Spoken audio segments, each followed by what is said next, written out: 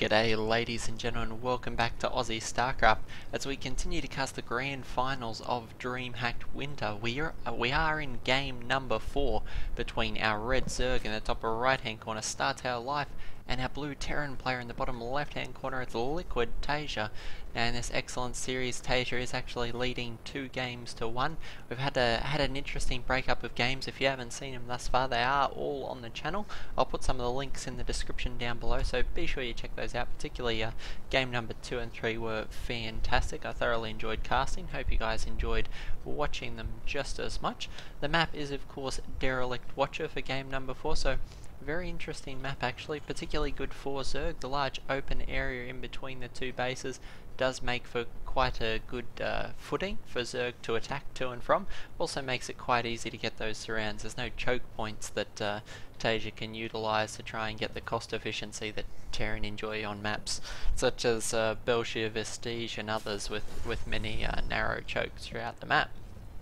So certainly a good map for Life and a good opportunity for Life to try and equalize this series, make it 2-all. Now as for openings, just taking a look, looks like Taeja will be going for his refinery opening again. The Reapers were quite good to him in game number 3, and we'll see if he elects to go for 2 Reaper opening or just the 1, and see how he chooses to use this quite early gas. You can see that Life's choosing to grab his hatchery before pool again. It is quite a large map, is not at any particular risk, unless of course Taeja decides to go for another 11 double proxy racks build, but much less likely on this map than on the previous maps that we've seen.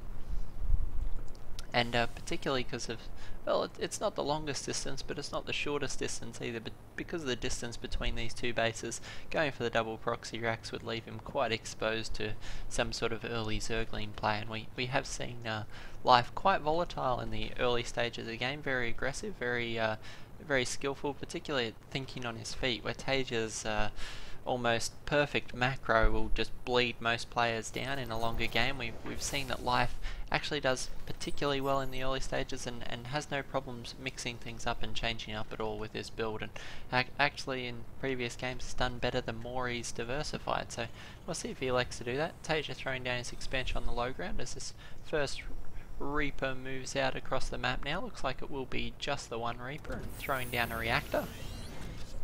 And of course this Reaper very important. If you're not going to produce any units before building the reactor, you've got to be very careful with this Reaper. Ensure you get lots of scouting off and any early Zerglings are detected and deterred by the Reaper. Otherwise, if any Zerglings make it across the map, as you'll see, the Marine's still a good 40-50 seconds away. This SCV could be sniped and that would slow the expansion considerably. But the Reaper's going to tie up these early Zerglings. There are actually 4 on the map. Nice micro from Taeja, slipping between these 2 packs of Zerglings. Will he get one of the Zerglings? Indeed he will. The Queen's still not out, so this Reaper able to run amok between these 2 bases, but as the Queens pop out now, the Reaper will be forced to drop back. Of course doesn't want to lose this Reaper. It's very valuable for its scouting intel.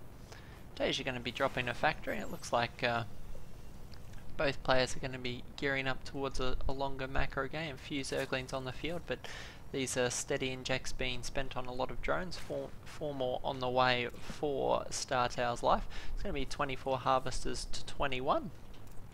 And Life should be able to drone up quite heavily now, but we'll see how Taeja decides to interact. He's of course going to go for his Hellions, or I would think anyway. We've seen him consistently build these Hellions to gain that map control, and yet again in game number 4 he seems to be using that as his go-to early game move. While we wait for these Hellions to pop up, just want to chat a little bit about things. We had game number 3 somehow got uploaded to YouTube without any of the casting behind it, so I had to fix that. I've re-uploaded. If you saw game number 3 and didn't have sound, I apologise for that, guys. I was in a bit of a hurry yesterday and thought that it tested the settings and everything, but seemed to upload without sound. But I have gone back and fixed that, so version 3 has been recast, re-uploaded with that sound, and you can feel free to enjoy it with my lovely Aussie tones behind it.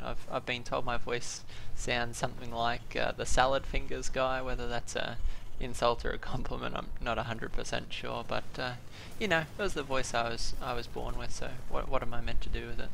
Obviously I've got a doppelganger out there in Salad Fingers, and he's a lucky guy. Looks like Life's going to drone up quite heavily behind this, is continuing to drone, lots more on the way, another 4 in production, actually throwing down his Evo chambers nice and early. This is very different from game number 3, where we saw those Evo chambers go virtually unused for the first 15-16 minutes of the game. Looks like Life may well be intending to get his upgrades a lot earlier in game 4 than he did in game 3.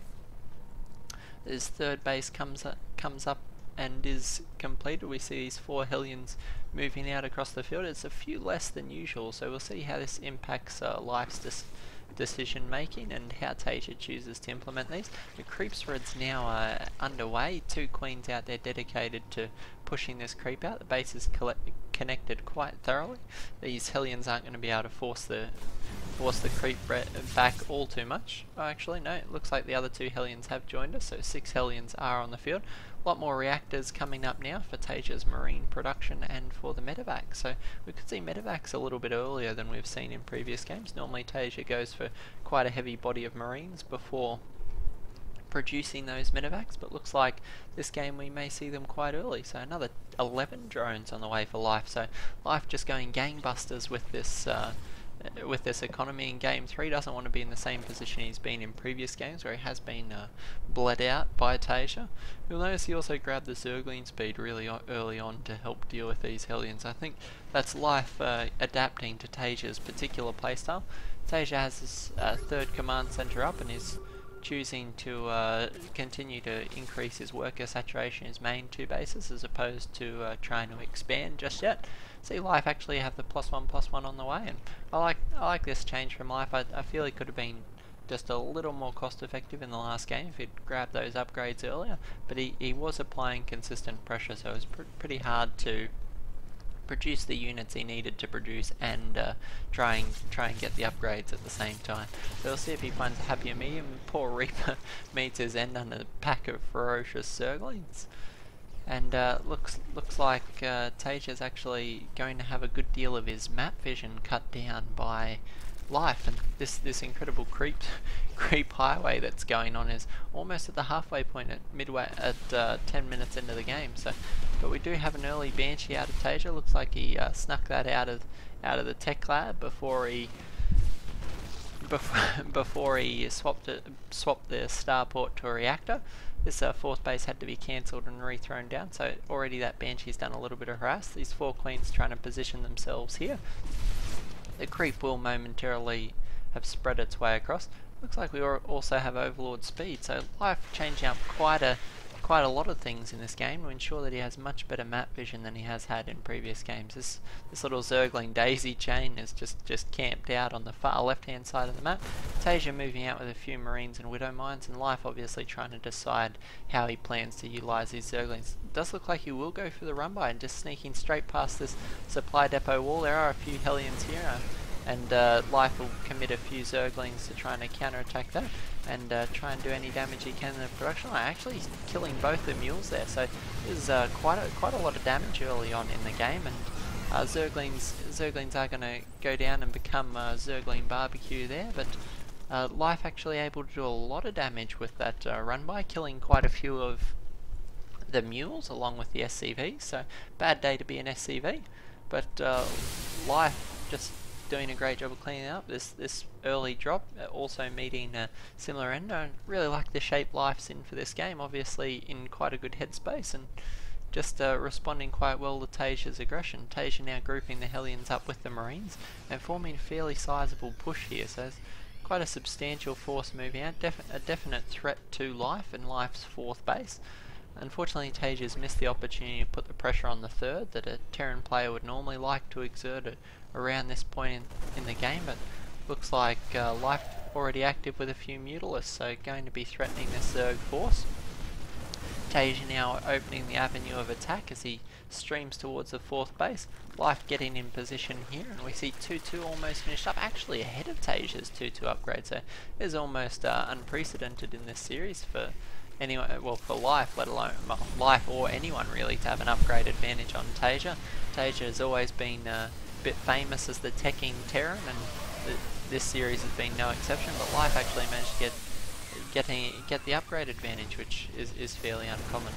Life here trying to get a few good connections, but these Widow Mines actually deterring quite a few of those Banelings. Taeja able to retreat to the high ground, but this is a substantial group of Zerglings, so as these medevacs run out of boost, these Zerglings will be able to pick off a lot of these ground force. Nice around there. A hot pickup will save the last 10 or so of those Marines. A few Marine reinforcements here, nice spreads on the Marines, stopping those Banelings from being as cost effective perhaps as Life would have liked. But wow, Life able to force Taeja right back to his base and take game 4 in extremely early style there. That was quite a quick GG for Taeja, but I think unfortunately for Taeja, having his army caught out and forced back, we just look at the supply differential is 190 supply to 111, with fairly sturdy reinforcements on the way, another 32 2-2 Zerglings, and another Mutalisk on the way. So what a game from Startale Life, just looking in such good form on Derelict Watcher. But this will make the series 2-all, so it's anyone's game. $30,000 on the line and the prestige of winning Dreamhack Winter. Join us for game number 5 to find out who will win this epic series. Well, not that it'll be decided in game number 5, but you know, join us and see what goes on for the remainder of this series. Potentially another 3 games left in the series, or 2 if either of these players can get particularly aggressive. We'll see if Life can carry on his current form, or whether Taeja's just consistently excellent macro will carry the day. So join us in game number 5. And if you haven't subscribed to the series, by all means hit that little subscribe button. It's just above or below the video, and you'll get regular updates whenever we upload videos. So hope you guys are enjoying Dreamhack so far, and we'll catch you all in game number 5. Thanks guys.